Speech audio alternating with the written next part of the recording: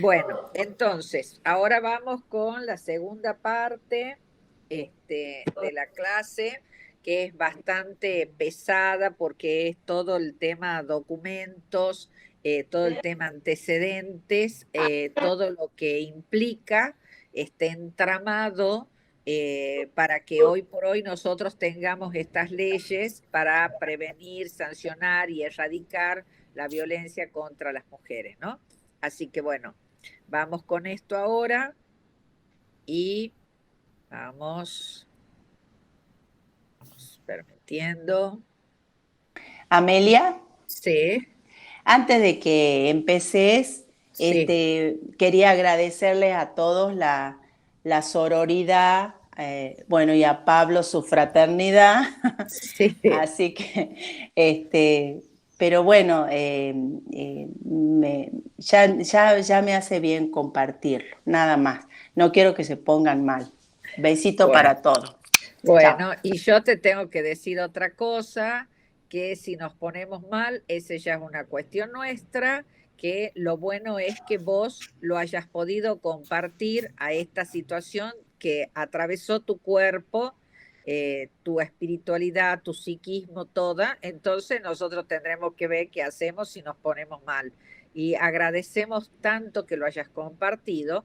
Entonces, no sé si están viendo la pantalla con esto de la sororidad y justamente curar mis heridas y poder apostar y encender el amor, ¿no? El amor que no necesariamente tiene que ser el cis heteronormativo, sino que el amor como la amorosidad y poder dejarse habitar y que habite la ternura. Justamente este cartelito que pusiste, bueno, mi adolescencia para mí Charlie fue muy importante y su poesía y sus palabras siempre me acompañaron, así que bueno, me siguen acompañando a pesar de que él tenga 70 y yo 58, así que vamos por eso. Así es, la poesía no tiene edad en esto, ¿no? Así que bueno, eso es para todos quienes curamos nuestras heridas y seguimos apostando al amor. Bueno, y acá empezamos con la documentación, que también es importante que la conozcamos y que sepamos que existen, como la Convención sobre la Eliminación de todas las formas de discriminación contra la mujer, que es la CEDAW. Por ahí vemos las siglas, no sabemos de qué se trata. Nosotros decimos, bueno, porque la CEDAW dijo tal cosa y no sabemos ni de qué se trata. Tenemos que saber que en el 79 la Asamblea General de Naciones Unidas aprobó la Convención sobre la Eliminación de todas las formas de discriminación contra la mujer, y la convención, que tiene un carácter jurídicamente vinculante, enuncia los principios aceptados internacionalmente sobre los derechos de la mujer que se aplican a todas las mujeres en todos los ámbitos.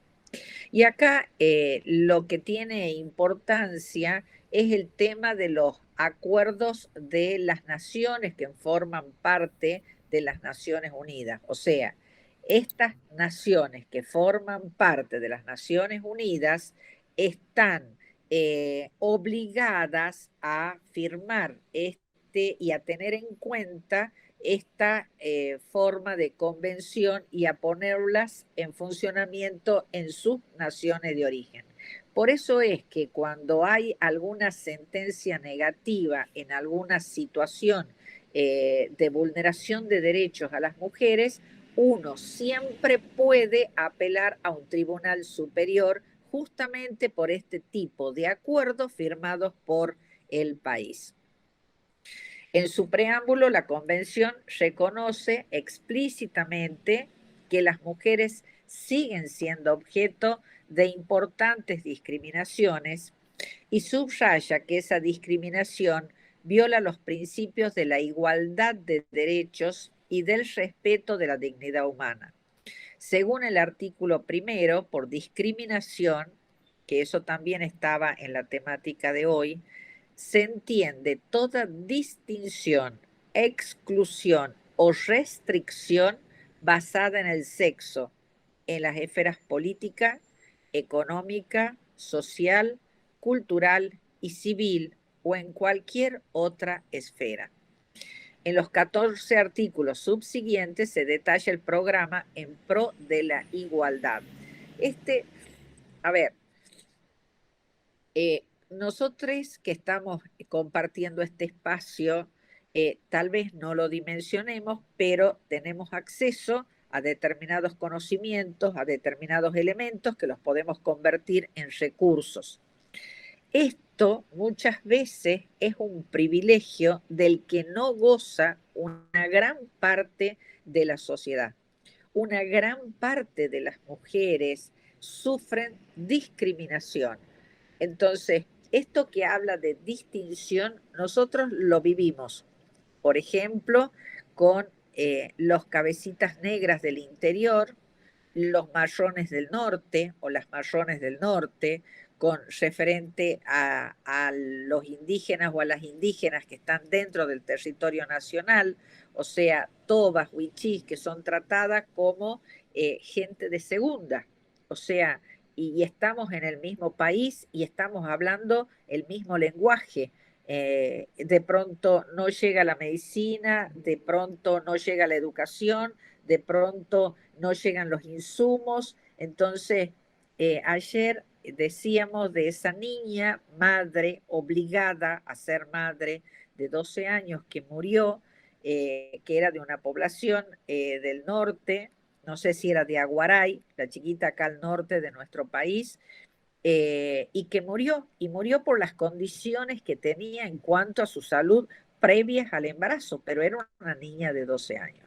O sea, todo eso está vulnerado. Y no hace falta que nos vayamos al África sahariana o subsahariana para que nosotros digamos, bueno, acá sí están vulnerados los derechos de las mujeres. Acá, en nuestra Argentina, estos derechos están vulnerados. El tema es que esto que nosotros podemos compartir acá, esto que podemos hablar acá, sea un espacio que nos sirva de reflexión o para repicarlo en otros ámbitos, para tomar conciencia que de alguna manera somos privilegiadas, ¿sí? Porque no todas las personas ni todas las mujeres están en esta situación. Por más que uno diga, no, Argentina es un país equitativo, en Argentina están vigentes todos los derechos, pero bueno, no es lo mismo tener una carta de pobreza y recurrir a un abogado que litiga y tener un abogado o una abogada cara que se encarga de que a uno le vaya bien en lo que emprenda con respecto a la justicia. O sea, hay diferencias, no es igual. Entonces, debiéramos ser todos iguales, esa es la verdad. Pero la discriminación que menciona el artículo primero, lo tenemos nosotros y sabemos que existe a lo ancho y largo de nuestro país. Después hacemos mención sobre la Conferencia de Población y Desarrollo del Cairo, que se llevó a cabo en el Cairo del 5 al 13 de septiembre de 1994. Esta conferencia fue una conferencia intergubernamental relacionada con la población más grande jamás llevada a cabo, con 11.000 participantes registrados de gobiernos, agencias y organismos especializados de la ONU, organizaciones gubernamentales, organizaciones no gubernamentales y medios. Más de 180 estados participaron en las negociaciones para finalizar el programa de acción en el área de población y desarrollo para los siguientes 20 años. Al cabo de esos 20 años se hizo una nueva conferencia como para recordar los 20 años de esta conferencia del Cairo. Creo que se llevó a cabo en Nueva York. Creo que Sofía Ganem, que es nuestra miembro acá en ACES, estuvo presente en ese momento con el país, ¿no? Y en esta conferencia se acordó que la población y el desarrollo están indisolublemente unidos y que el dotar de mayor poder a la mujer y tomar en cuenta las necesidades de la gente en lo relativo a educación y salud, incluyendo la salud reproductiva, son necesarios para el avance individual y el desarrollo balanceado. Avanzar en la equidad de género, eliminar violencia contra las mujeres y asegurar la habilidad de las mujeres de controlar su propia fertilidad fueron algunos de los acuerdos. Y volvemos a esto tan importante, ¿no? Que en nuestro país nosotros tenemos desde el año 2002 el Programa Nacional de Salud Sexual y Procreación Responsable. Tenemos el Programa Nacional de Educación Sexual Integral desde hace 15 años, que cumplió 15 años. O sea, tenemos programas que fueron de avanzada, que son de avanzada en algunos aspectos, que se le hicieron modificaciones, que se los actualizaron. Y sin embargo, ¿cuánto nos cuesta todavía avanzar sobre esta brecha? Cuando de pronto escuchamos que las choriplaneras van a las marchas obligadas, cuando escuchamos que tienen hijos porque les van a dar un subsidio, cuando escuchamos que tienen 7 hijos porque, bueno, acceden a ese subsidio por los 7 hijos. ¿Cuánto todavía estamos en deuda? ¿Cuánto nos falta realmente para que consigamos una equidad? Porque bueno, podemos tener discursos, podemos tener tratados, podemos tener conferencias, y es tan importante contar con un marco jurídico al cual recurrir, pero las personas que hacen al entramado social tienen que empaparse de estas cuestiones, sensibilizarse de estas cuestiones, porque si no, si llegamos a un CAPS y nos atiende el médico o la médica de guardia y se trata de un adolescente y tiene 13 años y va a pedir anticonceptivos y le dicen no, no se le puede dar, tiene que volver con su mamá, y esa niña de 13 años vuelve embarazada y de pronto es denostada y se le dice no, lo hizo a sabiendas, lo hizo porque ella quería, y nunca ese médico o esa médica es puesta en la palestra. Nunca ese médico o esa médica es cuestionada. Y ha sido quien le ha negado la atención de alguna forma porque le ha dicho, creyendo que le hacía un bien, tenés que venir con un adulto, a sabiendas que hay un programa, que ese programa habilita la consulta y la consejería para que vayan adolescentes soles a partir de los 13 años de edad. Y si hay adolescentes más jóvenes que concurren a una consulta, siempre hay que velar por el bien del niño o de la niña. O sea, que si nosotros en la confidencialidad de la consulta vemos que es más importante por el bienestar de ese niño o de esa niña darle un anticonceptivo, se lo tenemos que brindar a ese niño o esa niña. Por supuesto que haciendo consejería, siempre haciendo consejería, pero bueno, estamos hablando de esto de controlar la propia fertilidad y que a veces los cuerpos y las cuerpas de las mujeres son territorios de quien nos atiende, de quien nos asiste y de quien se adueña de nuestros cuerpos, ¿no? Entonces, bueno, es como para ir tratando esta temática y en cuanto a los objetivos fijados, eran, ustedes vean, permitir antes del 2015 el acceso universal a los servicios de salud reproductiva, incluyendo la planificación familiar y la salud sexual. Y acá sí me parece importante hablar del término planificación familiar, que estuvo en boga hace muchos años desde la IPPF, que fue una agencia internacional que hizo mucho por la llamada planificación familiar y por el tema de los anticonceptivos. Pero lo que tenemos que reconocer es que un adolescente que se acerca a un servicio no lo hace pensando en una planificación familiar. Un adolescente que se acerca a un servicio ve el rótulo de planificación familiar y es como que, qué alejada, qué alejado estoy de ese rótulo de planificación familiar, ¿no? O sea, también tenemos que avanzar sobre esto porque aún hoy hay muchos servicios que tienen el rótulo de planificación familiar y eso es algo que también aleja adolescentes de los servicios de salud.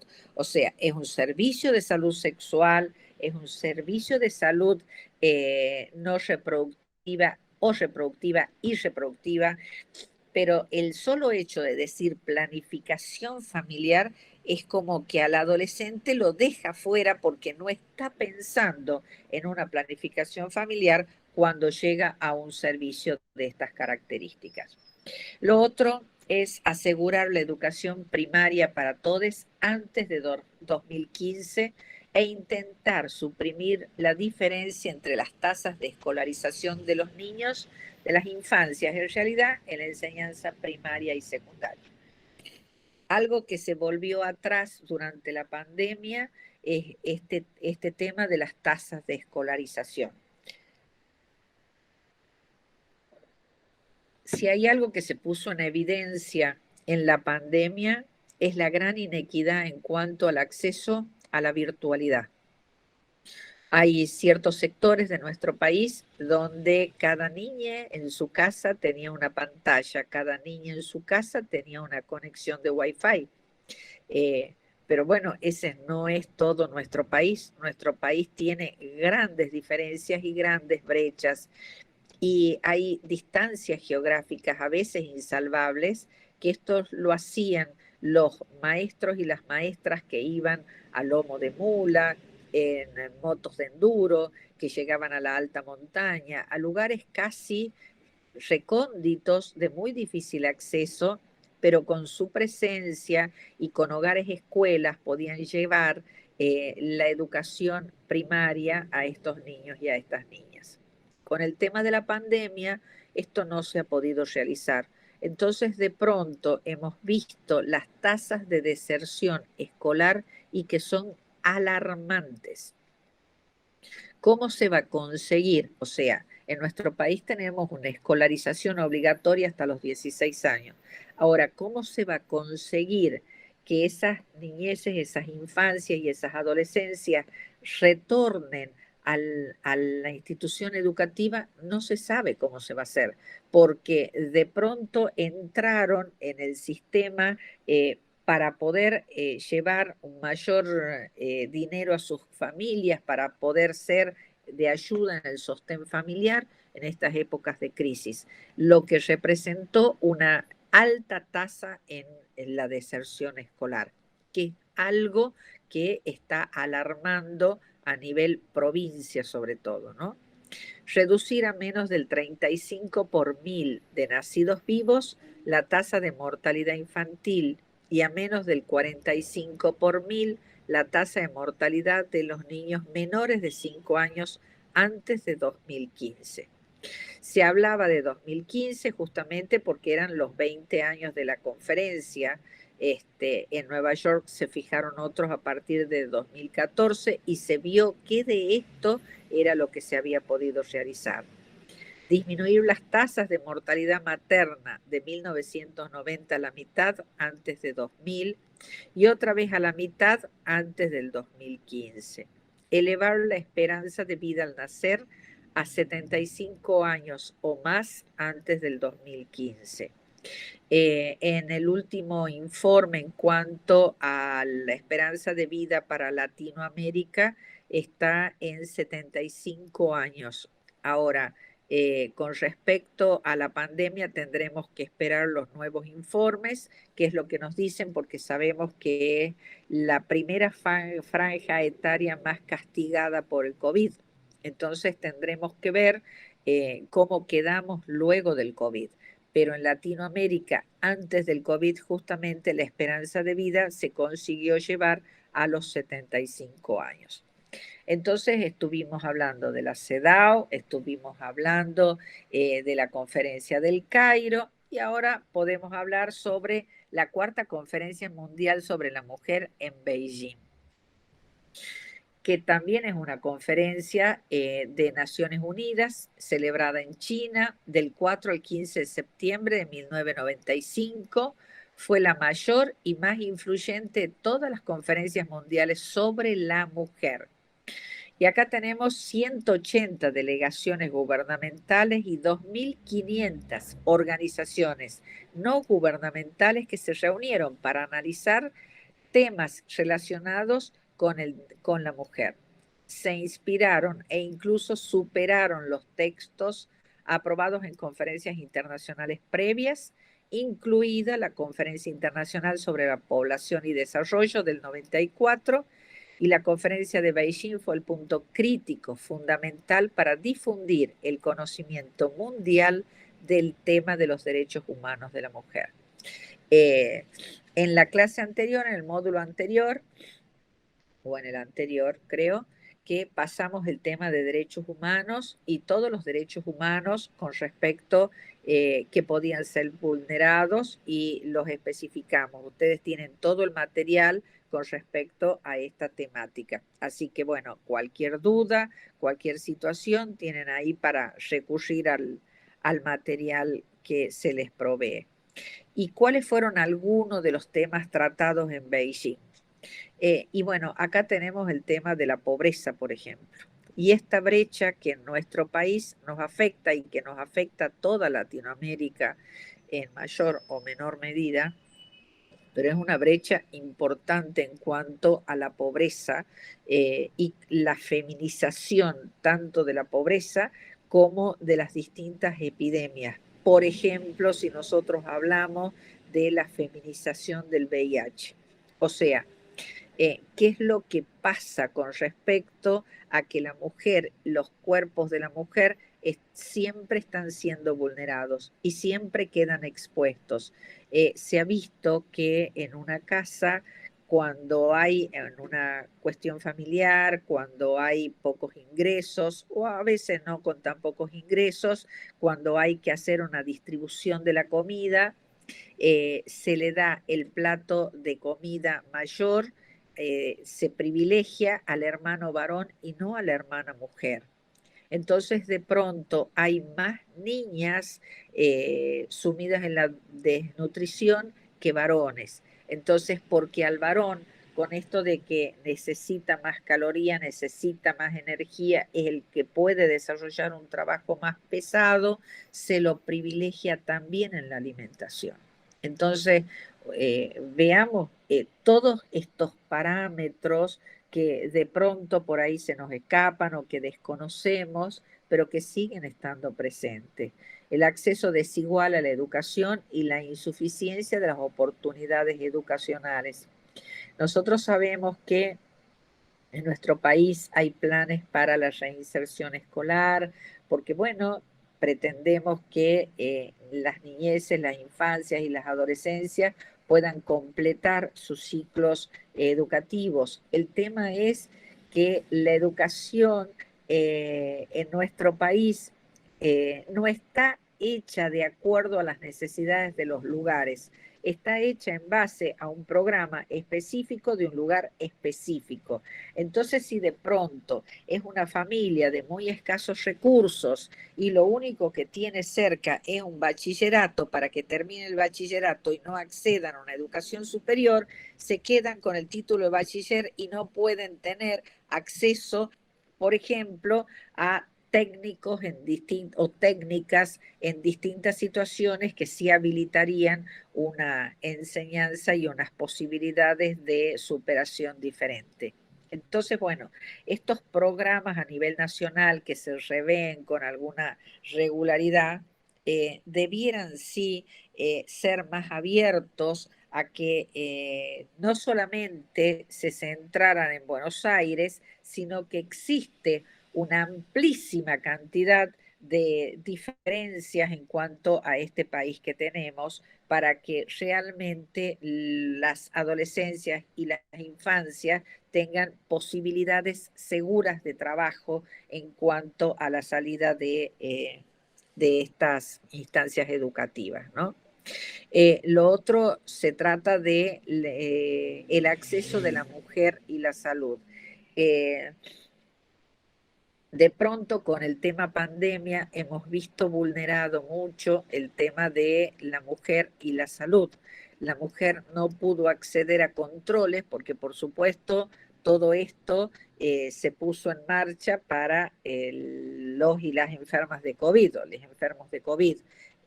Pero también se discontinuaron los anticonceptivos, o sea que la mujer tampoco podía tener derecho a decidir sobre su salud reproductiva, porque se discontinuó el anticonceptivo. Por ejemplo, de pronto no había preservativos o de pronto se discontinuaron el tema de las inyecciones anticonceptivas.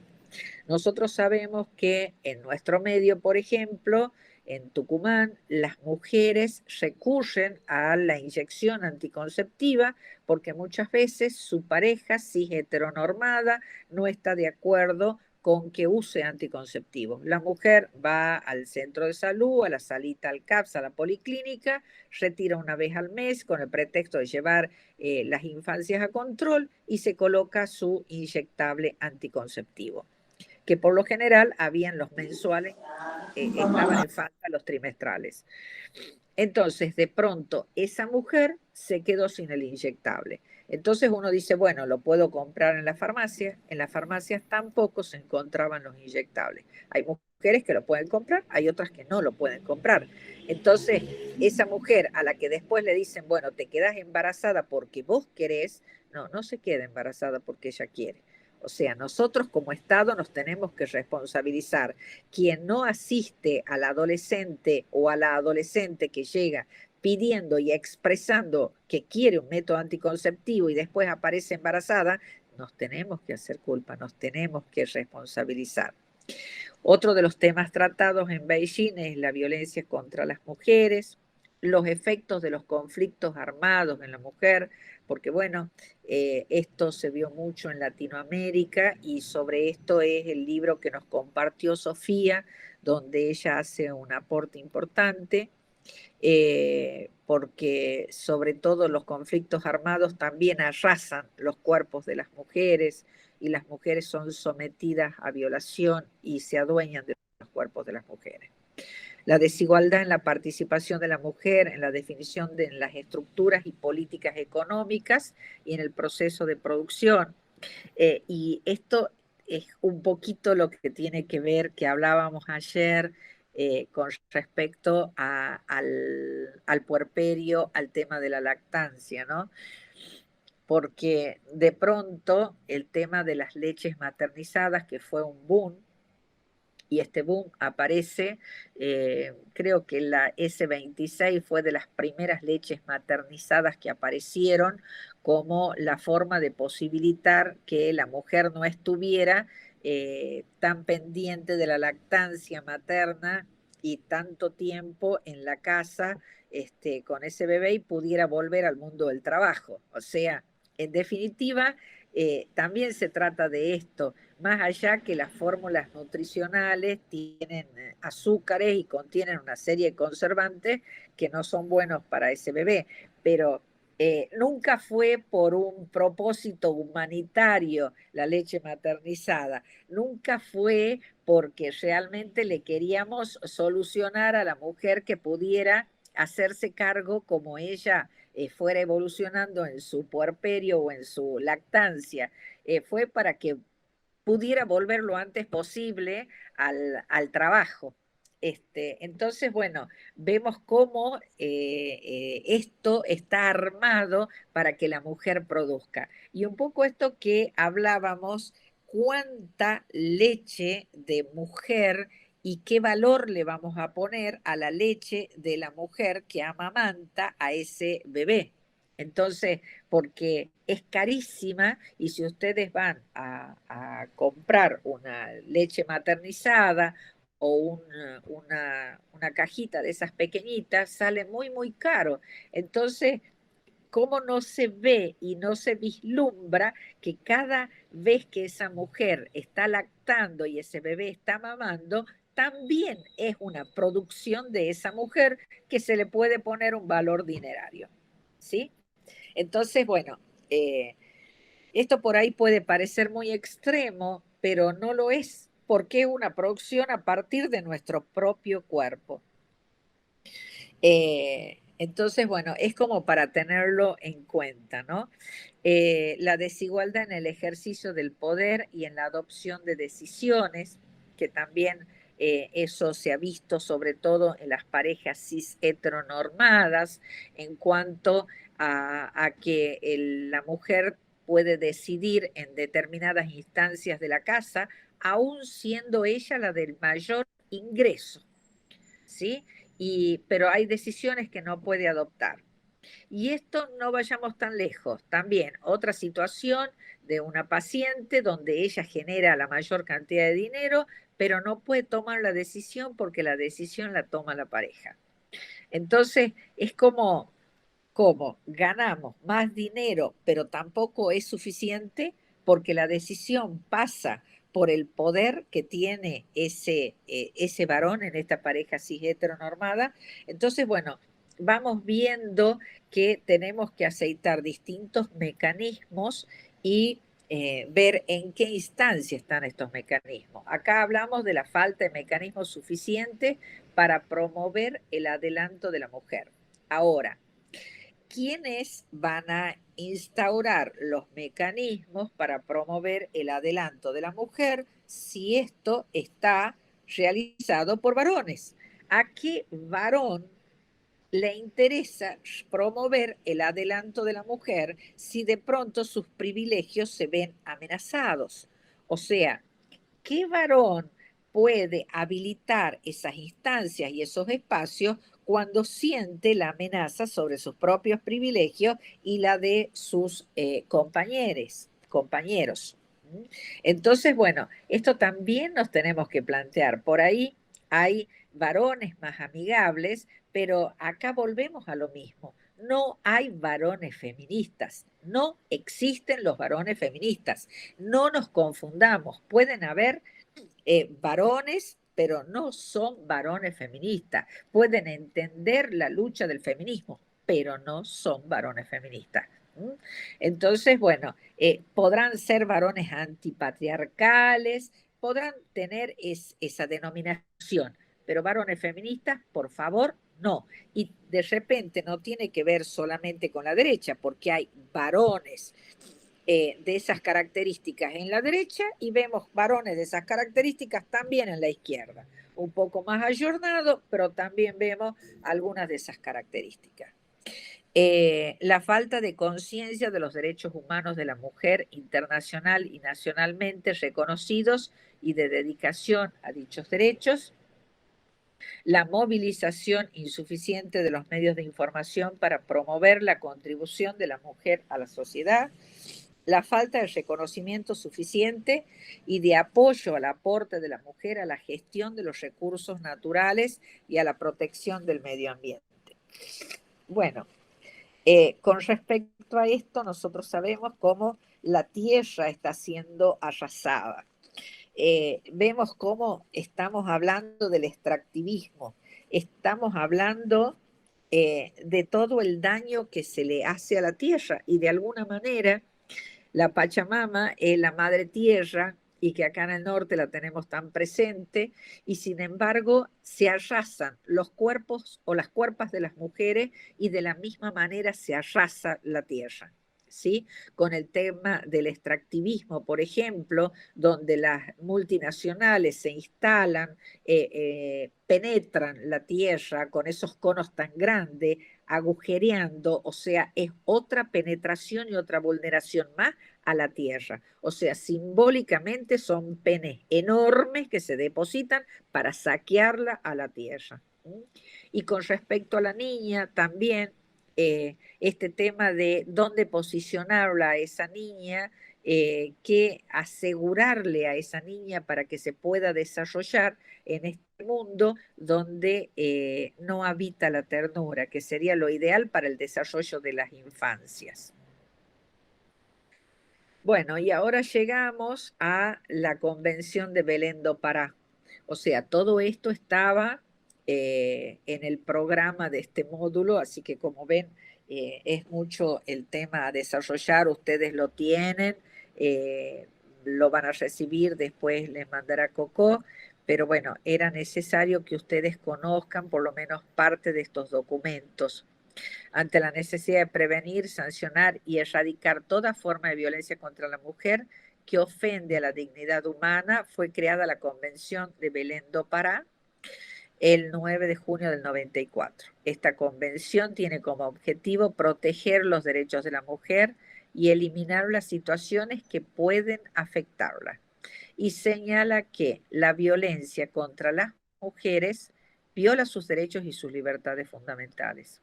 Afecta a todos los sectores de la sociedad, independientemente de su clase, raza o grupo étnico, nivel de ingresos, cultura, nivel educativo, edad y religión. Obstaculiza su desarrollo individual y su plena e igualitaria participación en todas las esferas de la vida. Es una manifestación de la desigualdad entre varones y mujeres. O sea, esto es como para tener en cuenta la Convención de Belém do Pará de Brasil el 9 de junio del 94. Y acá tenemos otras cumbres y conferencias, como para tener en cuenta y saber y para poder registrarlas en esta analogía que hacemos, ¿no? La Cumbre Mundial de la Infancia del 1990, donde el resultado fue la Declaración Mundial y el Plan de Acción sobre la Protección, Desarrollo y Sustancia de la Infancia. La del 93, la Conferencia Mundial sobre los Derechos Humanos, con la Declaración y el Programa de Acción de Viena. La del 95, la Cumbre Mundial sobre Desarrollo Social, resultado Declaración de Desarrollo Social y Programa de Acción de Copenhague. En el 96, la segunda Conferencia de Naciones Unidas sobre Asentamientos Humanos, resultado el Programa de Hábitat y Declaración de Estambul. En el 2001, la Conferencia Mundial contra el Racismo, la Xenofobia y las formas conexas de intolerancia, resultado Declaración de Durban y Programa de Acción. La Convención Iberoamericana por los Derechos de los y las Jóvenes, ya empiezan a aparecer. Y acá tenemos dentro de la normativa nacional, por ejemplo, la ley 24.417, que es la protección contra la violencia familiar. Esta ley establece los mecanismos de intervención ante los casos de violencia física o psicológica en el ámbito familiar, otorgándole injerencia al juez con competencia en asuntos de familia. O sea, eso en cuanto a las normativas nacionales. Y acabamos con la ley 26.485 que debemos conocer sí o sí. Podemos desconocer todos los antecedentes, podemos desconocer los acuerdos internacionales, podemos desconocer las conferencias internacionales, la ONU, las Naciones Unidas, pero esta ley debemos conocerla, que es la 26.485, que es la Ley de Protección Integral para prevenir, sancionar y erradicar la violencia contra las mujeres en los ámbitos en que desarrollen sus relaciones interpersonales. Esta norma establece el derecho de la mujer a una vida libre de violencia y en ella encontramos la definición de violencia contra la mujer, la regulación de los diferentes tipos y modalidades de violencia contra las mujeres, los principios de aplicación y los órganos competentes para intervenir. Bueno, ustedes van a tener acceso a la 26.485 actualizada, que ya va a ir en ese documento, que es en base de esto, la ley se llama así, de protección integral para prevenir, sancionar y erradicar la violencia contra las mujeres en los ámbitos en que desarrollen sus relaciones interpersonales. Fue sancionada en marzo 11 del 2009. Fue promulgada, de hecho, en el 1 de abril del 2009. El Senado y la Cámara de Diputados de la Nación Argentina, reunidos en Congreso, sancionan con fuerza de ley esta ley de protección integral para prevenir, sancionar y erradicar la violencia contra las mujeres en los ámbitos en que desarrollen sus relaciones interpersonales. Luego veremos las disposiciones generales. Y dentro de las leyes provinciales, porque cada provincia tiene su ley, sus leyes, nosotros sabemos que las leyes provinciales se supeditan siempre a una ley nacional y esa ley nacional se supedita a los tratados y convenciones internacionales a los que adhieren las naciones. Por eso es importante que nosotros conozcamos que más allá de estas leyes que tenemos en nuestro país, existen tratados internacionales. Por eso es que el país, cuando debe pagar, en el caso de la mujer de Santa Fe, que sufrió violencia obstétrica, una paciente que estaba embarazada, que tenía 3 hijos, que tenía 23 años, que le descubren un tumor maligno, no le quisieron realizar la interrupción legal del embarazo en Santa Fe. Esa mujer hace terapia quimioterapia, hace rayos, porque no querían interrumpirle la gestación y querían que siguiera adelante el mayor tiempo posible, poniendo en riesgo la vida de la mujer. No recurren a la interrupción, sigue adelante el embarazo. Ese embarazo termina en el 6º, 7º mes, muere el producto de esa gestación, y la mujer muere 3 días después. Este caso realmente es el colmo de la violencia obstétrica a lo que fue sometido ese cuerpo de esa mujer, que tuvo una abogada, un cuerpo de abogadas luego que siguió este caso a pedido de la madre. Hicieron una película que en el 2019 se estrenó en Cannes, justamente, un caso emblemático en nuestro país, donde el país fue demandado ante la Corte Interamericana. Y por supuesto que el país tiene que pagarle a la madre y a estos hijos que quedaron huérfanos sin esta mujer por el sufrimiento, por el uso y el abuso en el cuerpo de esta mujer. O sea, por eso les decía, cuando las leyes del país no responden, las leyes a nivel internacional tienen que cubrir lo que no se está haciendo en el país. Pero ustedes dirán, bueno, pero para eso hay que contar sobre todo, en este caso, sobre todo con una abogada muy comprometida y muy luchadora, que tuvimos la oportunidad de conocerla porque vino a una de las jornadas que hicimos de ACE en Colegio Médico. Entonces, pero si esa persona no cuenta con esa abogada, con ese cuerpo de abogadas comprometidas, luchadoras, que siguen peleando hasta la última instancia, no se consigue nada. No se consigue absolutamente nada más que el dolor, la frustración, el desánimo, porque, bueno, esta mujer, su cuerpo fue violentado de todas las formas posibles. No se tuvo en cuenta su deseo, no se tuvo en cuenta que esos niños quedaron huérfanos, no se tuvo en cuenta, ¿sí? Entonces, bueno, por eso es que tenemos que saber que más allá de las leyes provinciales, hay leyes nacionales a que supeditarnos y hay tratados y acuerdos internacionales a los que podemos recurrir. Es ardua la tarea, es muchísimo el trabajo, es muchísimo el desgaste y por lo general justamente de eso se valen estas personas que obstaculizan la justicia, porque dice, total, en el medio se va a cansar. Total, en el medio lo va a dejar. Entonces, el tema es cuando hay una madre que lucha, una abogada que se compromete y que esto se sigue a fondo.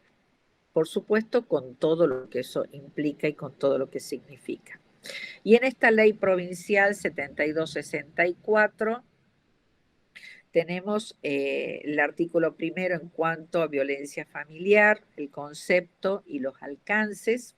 A los fines de la presente ley se entenderá por violencia familiar toda acción, omisión o abuso que afecte la integridad física, psíquica, emocional, sexual y o la libertad de una persona en el ámbito del grupo familiar, aunque no configure delito.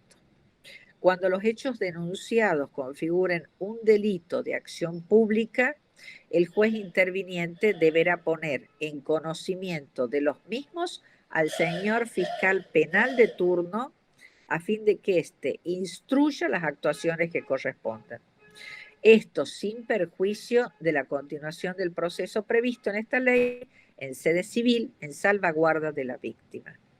Y después tenemos la ley provincial 8336, donde la provincia de Tucumán se adhiere a la ley nacional 26.485.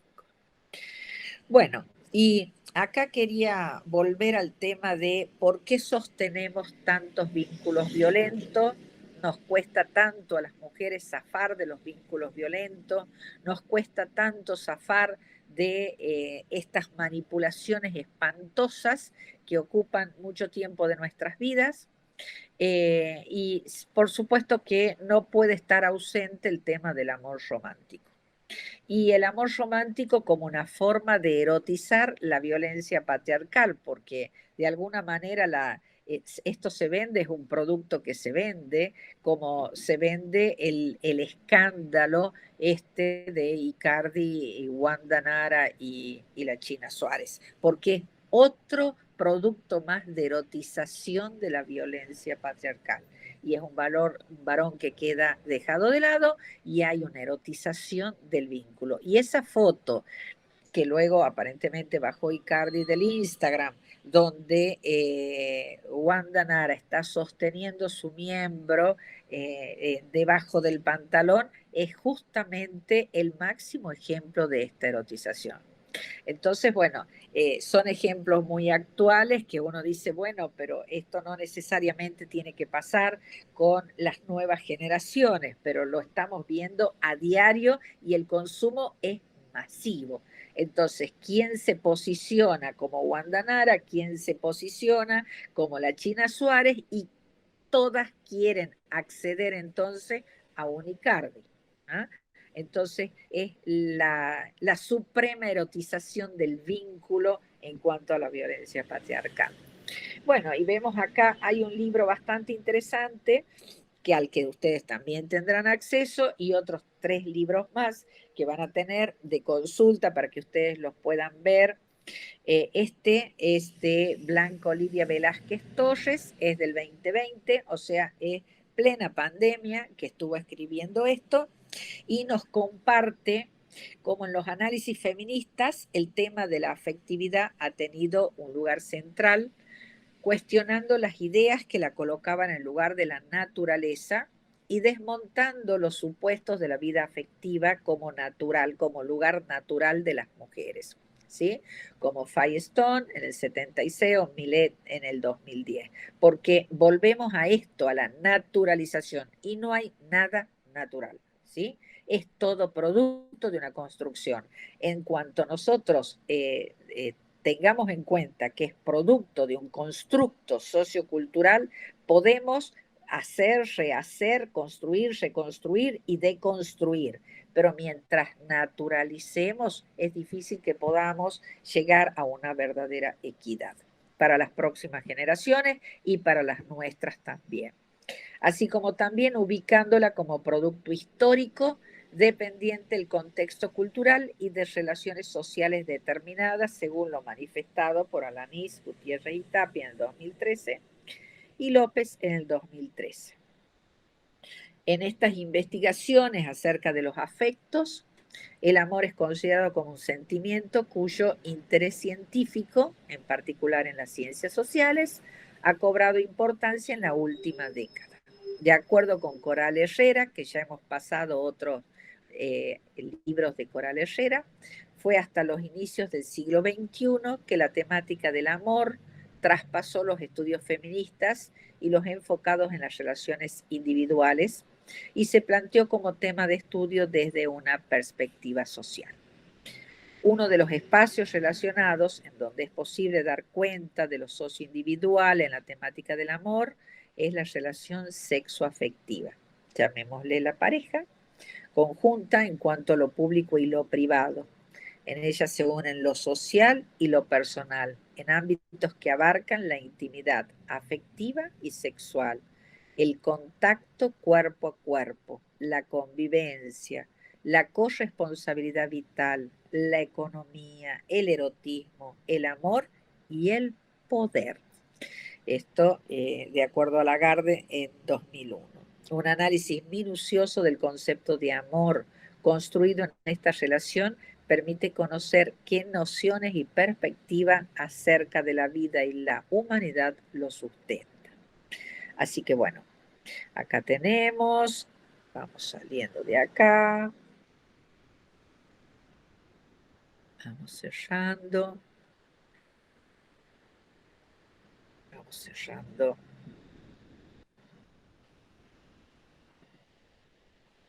Entonces, vamos acá, vamos a detener la presentación. Bueno, no sé si les ha resultado muy pesado, porque bueno, son documentos y palabras y escritos y palabras, así que bueno, pero es importante conocerlos, es importante saber, es importante de pronto reconocer en este gran rompecabezas las distintas piezas y que uno dice, bueno, pero eso le pasaba a mi abuela. Sí, bueno, pero lo mismo le está pasando a esta mujer que trabaja todos los días de su vida y que no puede decidir porque el marido le dice, no, no es prioritario lo que vos querés, y es la que genera los mayores ingresos familiares. O sea, ¿quién decide qué es prioritario y qué no es prioritario en esta pareja cis heteronormada, pleno siglo XXI, pleno hoy 23 de octubre del 2021? ¿Sí? Entonces todavía tenemos que estar viendo si qué es lo que desea este varón en esta pareja cis heteronormada. Así que bueno, no les quiero cansar más. Si quieren comentar algo, si quieren decir algo, por ahí. Bueno, siempre te comento yo que nosotros, nuestra formación nos hace como un poco ignorantes en cuanto a las leyes y demás cosas, y que aunque me pueda parecer árido como tema, entiendo que tiene que tener un sustento para defenderse, y fui aprendiendo eso de que las leyes provinciales están en el escalón más bajo porque las nacionales y lo internacional siempre predominan, aunque traten de hacernos creer que tienen el poder, no es así. Y es importante instruirse y saberlo para tener siempre un fundamento y poder batallar, digamos, ¿no? Porque vos fíjate cómo, de alguna manera, el hecho de declararlo a Tucumán provincia provida, ¿sí? Es un mamarracho. Por donde lo veas, es un mamarracho. Porque exactamente igual tienen que hacer las interrupciones legales del embarazo y las interrupciones voluntarias del embarazo. O sea, son mamarrachos de los que se agarran para obstaculizar, y esto, si no lo conoce la mujer que accede al lugar, se le puede decir no, porque esto no corresponde, porque lo tenés que pensar, porque no. O sea, es un mamarracho jurídico lo que han hecho, justamente que obstaculiza el acceso de las mujeres a sus derechos. Entonces, pero estos mamarrachos tienen una intencionalidad, porque no es que los mamarrachos no tengan intencionalidad, tienen una intencionalidad muy marcada, que es el de disciplinar las cuerpas de las mujeres. Entonces, si nosotras podemos a esto, expresarlo, difundirlo, repicarlo y reflexionarlo en grupos, es mucho más rico que protestar simplemente por ahí diciendo, mira, son un mamarracho por donde los veas, pero realmente es una obstaculización al derecho de las mujeres. Entonces, desde el mismo nombre, nosotros somos pro vida. Vos entonces no sos pro vida, estás en contra de la vida. Entonces, y son los mismos que señalan a aquella mujer que da el hijo de adopción porque no lo puede sostener, o aquella mujer que lo tiene que dejar al hijo para salir a trabajar, son quienes primero la señalan a la mujer. Así que bueno, eso nomás con respecto a este tema que es bastante álgido, y que bueno, nos implica y bueno, y que por ahí hace medio que sea pesado para un sábado a la mañana. Para el próximo encuentro vamos a tener todo lo que tiene que ver con nuestros compañeros varones. En el encuentro de Mar del Plata vamos a trabajar diversidad, así que ya saben, están invitados a participar. Si no lo pueden hacer desde la presencialidad, lo pueden hacer desde la virtualidad. Va a ser un gusto que puedan estar. Así que bueno, mientras tanto, ya les va a llegar el material. Tienen todo el material a su disposición, tienen las leyes, tienen los libros. Así que bueno, espero que les sirva y que lo puedan aprovechar y por ahí alguna reflexión que pudieran hacer, nos la comparten en el grupo de WhatsApp. ¿Ah? Así que bueno, beso enorme, que puedan pasar un buen fin de semana y que compartan todo en familia. Abrazo, abrazo, abrazo.